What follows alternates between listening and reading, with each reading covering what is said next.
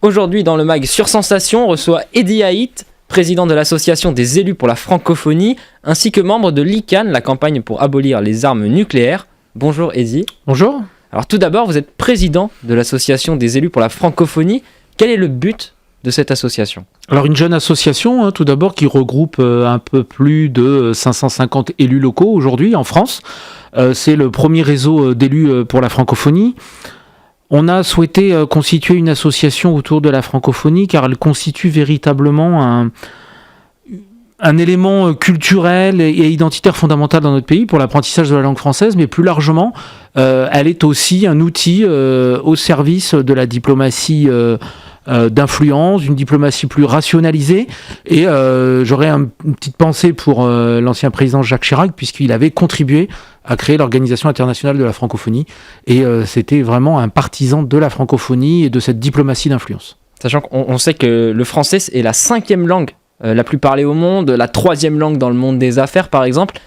C'est une langue d'influence, le français. C'est clairement une langue d'influence, mais il y a aussi une francophonie économique qui est aujourd'hui en développement dans la mesure où elle se renouvelle complètement. Nous ne sommes plus du tout avec la francophonie dans une influence au service d'une certaine France-Afrique ou d'une France qui viendrait s'imposer à travers l'histoire qui a été la sienne avec un certain nombre de territoires. Non, c'est un outil vraiment au service d'une diplomatie rationalisée. Et aujourd'hui, on vit quand même une période de fragmentation, de polarisation. Notre pays a besoin d'unité, mais le monde également de retrouver les voies d'un dialogue. Et on le voit à travers les multiples conflits qui se développent aujourd'hui en France, enfin en Europe et dans le monde. Et la francophonie peut être un outil au service d'une diplomatie rationalisée. Justement, c'est quoi le rôle de la francophonie, des francophones ?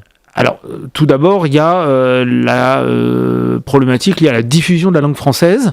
Donc là, il y a déjà en France, à travers les territoires, et avec les élus qui s'engagent, la possibilité de participer à un certain nombre d'événements, de manifestations et mener des politiques publiques en faveur de l'apprentissage de la langue française. Et plus globalement, la francophonie, elle doit être encore davantage ce que le Commonwealth a pu être pour la Grande-Bretagne ou l'influence anglo-saxonne, ou l'influence anglo-saxonne dans le monde. C'est un outil au service d'une certaine vision du monde, de son organisation, du multiculturalisme, du dialogue entre les pays.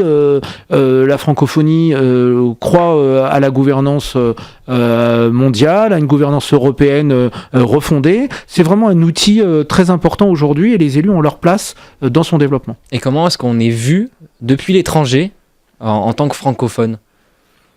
Je crois qu'il y a des a priori, des préjugés de par le nombre de personnes dans le monde qui parlent la langue française, je crois que la France conserve un véritable prestige. Je rappelle aussi que c'est le premier ou un des premiers pays avec un tel réseau culturel dans le monde, un tel réseau de représentation diplomatique. Ce sont autant de leviers pour développer la francophonie et diffuser les valeurs et les buts et l'objet de la francophonie.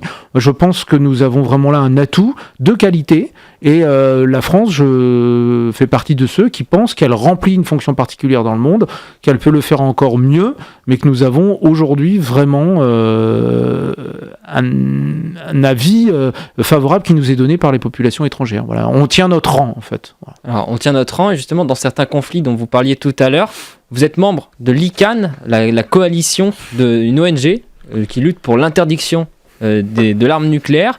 Alors, ils mènent une campagne pour abolir ceci, mais en quoi est-ce que c'est important d'arrêter l'arme nucléaire ?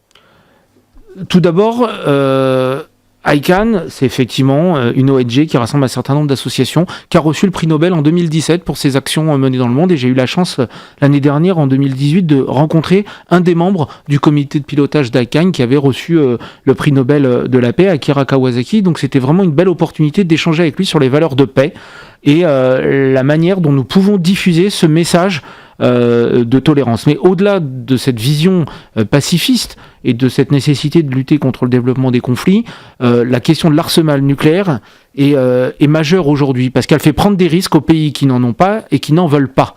Aujourd'hui, les milliers d'ogives dans le monde font courir 16 000 ogives dans le monde, plus de 16 000 ogives dans le monde, même si c'est en baisse aujourd'hui, ça reste un risque pour l'ensemble des pays du monde. Et ce risque, nous n'avons pas le droit de le faire courir aux autres pays. Sachant qu'il n'y a qu'une dizaine de pays qui possèdent ou posséderaient l'arme nucléaire en fonction de ceux qui la possèdent réellement, ceux qui disent la posséder, mais on ne peut pas forcément vérifier. Tout à fait. Une dizaine de pays. Dizaine de pays par rapport aux centaines de pays qui existent dans le monde, c'est quand même... Oui, et on peut aussi discuter du principe de la dissuasion nucléaire, qui en plus ne fonctionne pas, est une conception dépassée et obsolète des visions géostratégiques en matière de défense, en matière militaire. Et c'est là que... Actuellement, la dissuasion nucléaire, c'est quoi? C'est nos sous-marins français qui sont un peu partout dans le monde, oui, qui puis peuvent c'est le fait de s'accrocher à n'importe quel moment. C'est aussi le fait de s'accrocher à un dogme idéologique qui ferait penser que notre souveraineté est liée à cette capacité à posséder l'arme nucléaire et à avoir l'arme nucléaire. Autant je partage l'ambition présidentielle qui vise à mettre en œuvre une véritable ambition pour la langue française et le plurilinguisme, pour la francophonie, autant je suis en total désaccord avec les choix stratégiques et militaires et budgétaires qui sont faits. C'est la première fois depuis le général de Gaulle que la France réinvestit durablement dans le renouvellement de son armement nucléaire. Plusieurs milliards d'euros seront mobilisés et encore récemment, à l'occasion des questions au gouvernement, le ministre des Comptes publics, Gérard Darmanin, a réaffirmé ça avec fierté. C'était la première fois que la France réinjectait autant d'argent dans le renouvellement de son armement nucléaire. Ben moi, ça me réjouit pas. C'est un mauvais message qui est envoyé aujourd'hui à des pays qui, eux, cherchent, à travers leur démarche belliqueuse, à développer un arsenal nucléaire. Sachant qu'on essaie de leur donner une leçon, en leur disant, il y a un traité qui a été signé de non-prolifération de cette arme nucléaire. Nous, on l'a. Donc tout va bien, mais par contre, restez éloigné de cette arme. C'est la limite du traité d'interdiction des armes nucléaires adopté par les Nations Unies en juillet 2017. C'est que les pays qui le possèdent ne veulent pas le signer ou le ratifier. Aujourd'hui, c'est 32 États qui l'ont ratifié, 79 États signataires, et il faut 50 États qui devraient le ratifier pour mettre en valeur ce traité. Donc on est encore loin du but à atteindre, mais là on peut compter sur les organisations internationales, et véritablement ICANN, dont je suis simple adhérent, membre adhérent, réalise un travail exceptionnel, rassemble la jeunesse, une jeunesse qui est sensibilisée à cette problématique nucléaire à travers la problématique de la gestion des risques. Aujourd'hui on fait courir un risque à la planète avec cet armement nucléaire. Alors, l'arme nucléaire a été utilisée 2 fois, on va dire, dans l'histoire. C'est les États-Unis qui l'ont utilisée sur Nagasaki et Hiroshima les 6 et 7 août 1945. Alors, à quoi ça ressemblerait aujourd'hui une attaque nucléaire si un pays utilisait son arme nucléaire? Parce qu'on sait que les ogives actuelles sont beaucoup plus puissantes que ce qui a été utilisé à l'époque. Non mais, et puis, vous ajoutez cela à un contexte mondial totalement désorganisé, désordonné, fait que la prise de risque est trop grande aujourd'hui. Et j'ai eu la chance de rencontrer une survivante d'Hiroshima. Son témoignage était assez poignant. On les appelle les Ibakusha. Même la société japonaise a eu du mal à leur reconnaître une place, puisque c'était accepter la défaite militaire. J'ai eu l'occasion de participer aux commémorations les 6 et 7 août à Hiroshima et à Nagasaki en mémoire des victimes du bombardement.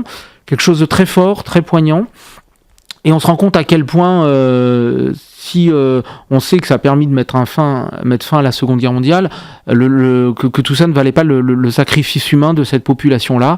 Et aujourd'hui encore, le Japon souffre de cette période de son histoire, et je crois qu'on n'a pas encore tiré les leçons de ce drame humain et de ce drame humanitaire, car en fait, aujourd'hui, le risque nucléaire constitue en puissance un drame humanitaire. Justement, avec des puissances comme les États-Unis... Qui ne savent presque plus quoi en faire. C'est leur leitmotiv. Oui, puis la course à l'armement est véritablement revenue aujourd'hui un thème d'actualité. Les démonstrations de force en mer de Chine, la Corée, même autour du Japon. Twitter, on voit Donald Trump. Merci beaucoup, Eddie Haït, d'être venu nous voir dans le mag sur Sensation. Merci à vous. Vous êtes, je le rappelle, président de l'association des élus pour la francophonie, très important, ainsi que membre de l'ICANN, je le prononce mieux cette fois-ci. Et si vous voulez revoir ou réécouter cette émission, rendez-vous sur notre site internet et notre application Radio Sensation.